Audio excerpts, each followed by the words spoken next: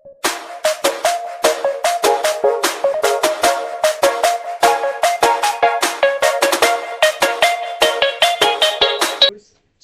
warahmatullahi wabarakatuh. Kami dari kelompok 1 ingin membahas sebuah materi yang berjudul pelakuan panas, yang mana tugas ini diberikan oleh Bapak Fauzan STMT dari mata kuliah metodologi fisik. Oke, langsung sebelum kita masuk ke pembahasan, izinkan kami memperkenalkan diri kami masing-masing. Di sini ada saya Regen Suryadi. Di sini ada saya Rizky Fernanda. Sini saya ada Muhammad Amin Lubis. Di sini saya ada Muhammad Farhan. Di sini saya ada Furkan Zaufi Nasution. Oke, langsung saja kita masuk ke materinya. Baik, yang kita bahas pada video ini yaitu pelakuan panas. Jadi pelakuan panas itu adalah sebuah proses pemanasan dan pendinginan logam atau panduan dengan cara kondisi tertentu untuk mengubah sifat mekanis dan struktur mikronya tanpa mengubah bentuk atau komposisi kimia secara signifikan. Jadi tujuan dari pelakuan panas ini yaitu untuk mengoptimalkan sifat mekanis dan fisik logam sesuai kebutuhan pengaplikasian, yang mana tujuan utamanya meliputi meningkatkan kekerasan, meningkatkan kekuatan, meningkatkan keuletan, mengurangi tegangan dalam memperbaiki struktur mikro, meningkatkan ketahanan korosi, dan mempermudah pengerjaan. Baik, untuk jenis-jenis dari pelakuan panas, yang pertama ada annealing, yang kedua ada quenching, yang ketiga ada tempering, dan yang keempat ada normalizing. Baik, kita masuk ke annealing. Jadi annealing ini adalah proses pelunakan, yang mana proses ini merupakan proses pemanasan logam di atas suhu kritis, kemudian ditahan atau holding pada suhu tersebut, lalu didinginkan secara lambat di dalam tungku.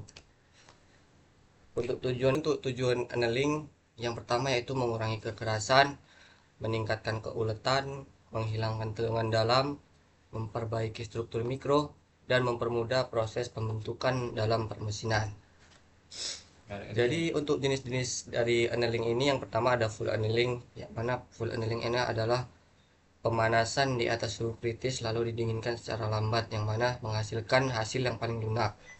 Yang kedua ada proses annealing. Jadi proses ini dilakukan pada suhu lebih rendah untuk mengurangi efek pengerasan akibat deformasi. Yang ketiga ada stress relief annealing, yang mana bertujuan untuk menghilangkan tegangan sisa tanpa mengubah struktur secara signifikan. Yang keempat ada superholizing annealing. Jadi proses ini yaitu membentuk struktur bulat atau subheroid, yang mana untuk meningkatkan kemudahan permesinan. Dan yang kelima ada isothermal annealing. Jadi proses ini yaitu proses pendinginan yang dilakukan sampai suhu tertentu lalu ditahan, yang mana menjadi struktur lebih seragam. Jadi di sini ada proses. Jadi untuk selanjutnya ada proses annealing. Jadi proses ini mencakup beberapa jenis, yaitu full annealing, proses annealing, stress relief annealing, dan superholizing annealing, yang mana semuanya berfungsi untuk memperbaiki sifat si logam. Oke, untuk selanjutnya akan dibawakan oleh teman saya Furkan. Kanan apa kiri? Kanan. Oke, selanjutnya ada normalizing, pengertian dan tujuannya. Normalizing adalah proses pemanasan logam di atas suhu kritis. Ditahan beberapa waktu lalu didinginkan di udara terbuka. Tujuannya adalah untuk memperhalus butir, meningkatkan kekuatan dan kekerasan, serta menyeragamkan struktur mikromaterial. Oke, selanjutnya jenis normalizing. Yang pertama ada normalizing standar. Yang kedua normalizing temperatur tinggi. Dan yang ketiga normalizing ganda atau bisa disebut double normalizing. Normalizing standar adalah proses normalisasi standar baja melibatkan pemanasan hingga batas kritis. Diikuti pendinginan di udara untuk menciptakan struktur yang seragam dan meningkatkan kekuatan. Dan yang kedua normalizing temperatur tinggi adalah proses pemanasan baja pada suhu tinggi untuk menghasilkan butiran lebih halus dan meningkatkan stabilitas sifat mekanik. Dan yang ketiga ada normalizing ganda. dilakukan dengan 2 siklus pemanasan dan pendinginan untuk meningkatkan kehalusan butir dan memperkuat material. Diagram proses normalizing. Perbedaan utama dengan annealing normalizing ialah pendingin udara lebih keras dan kuat. Annealing pendingin dalam tungku lebih lunak. Oke, sekarang saya serahkan teman saya Farhan.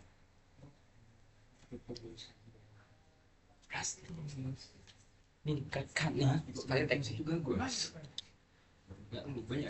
Lumayan. Coba tunggu dulu.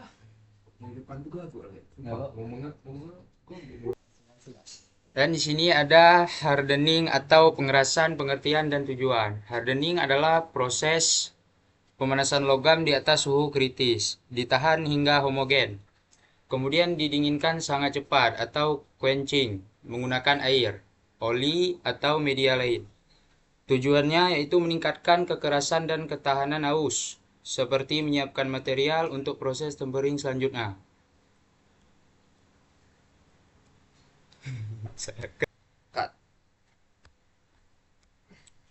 Dan di sini ada jenis-jenis hardening. Berbagai metode pengerasan logam untuk meningkatkan kekerasan dan ketahanan aus sesuatu kebutuhan aplikasi.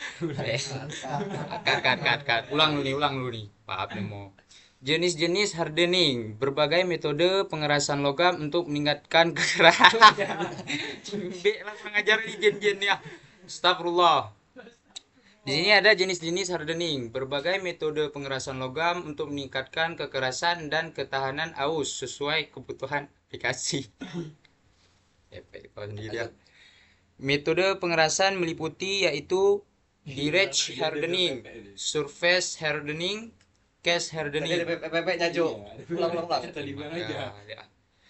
Jenis-jenis hardening, berbagai metode pengerasan logam untuk meningkatkan kekerasan dan ketahanan aus sesuai kebutuhan aplikasi. Metode pengerasan meliputi yaitu direct hardening, surface hardening, case hardening, flame hardening, induction hardening, quenching. Nah, di sini ada contoh pengaplikasiannya. Di sini ada flame hardening, ada gambarnya juga, induction hardening, quenching, direct hardening, dan selanjutnya. Apa lagi?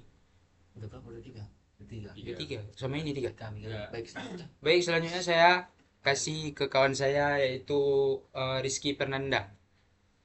Masih di kita apa lagi? Macam mana nih kita cara bisa kok jauh banding. Baik, di sini ada dalam proses hardening, pemanasan, holding, pendinginan sangat cepat atau quenching. Pendinginan cepat menghasilkan struktur martensit dan kekerasan tinggi.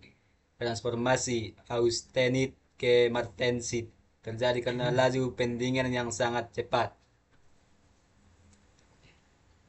Baik, di sini tempering, pengertian dan tujuan. Tempering adalah proses pemanasan ulang setelah hardening untuk mengurangi kerapuhan. Logam dipanaskan di bawah suhu kritis, ditahan beberapa waktu, lalu didinginkan.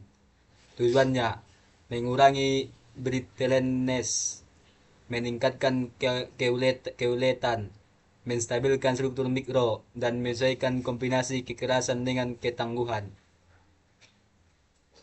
Di sini jenis-jenis tempering dan diagram proses. Tempering dilakukan setelah hardening untuk menyesuaikan keseimbangan antara kekerasan dan keuletan material. 3 kategori tempering berdasarkan suhu. 1. Low temperature 150 sampai 300 derajat Celcius. 2. Medium 300 sampai 500 derajat Celcius. 3. High 500 sampai 650 derajat Celcius. Baik, presentasinya akan dilakukan teman saya Amin. Jadi di sini ada low temperature atau 150 sampai 300 derajat Celcius. Tujuan mengurangi tegangan internal tanpa kehilangan kekerasan secara signifikan. Hasil material tetap sangat keras atau HRC tinggi tanpa tidak mudah retak spontan. Aplikasi alat ukur, instrumen, bedah, dan permukaan gigi transmisi yang dikeraskan.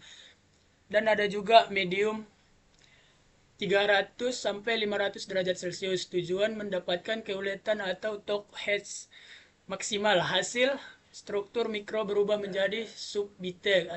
Kekerasan turun drastis, tetapi logam menjadi sangat tahan terhadap beban, kejut atau impak. Aplikasi poros roda, batang penghubung mesin atau coordinating rod, dan komponen struktural besar. Ada juga HIG.